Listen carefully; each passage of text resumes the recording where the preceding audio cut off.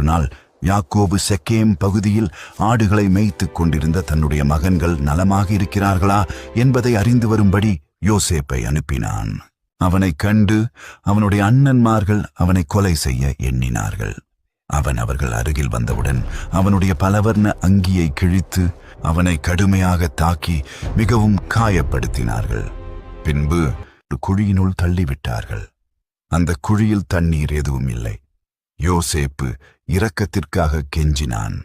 ஆனால் அவர்கள் அவன் குரலை கேட்காமல் அமர்ந்து உணவருந்தினர். அப்போது கீலேயாத்திலிருந்து எகிப்துக்குச் சென்று கொண்டிருந்த இஸ்மவேலர் வணிக கூட்டத்தை கண்ட யூதா அவனை கொல்வதால் நமக்கு என்ன பயன்?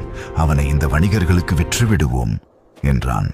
அவர்கள் யோசேப்பை குழியிலிருந்து இழுத்தெடுத்து 20 வெள்ளிக்காசுகளுக்கு இஸ்மவேலரிடம் விற்றனர்.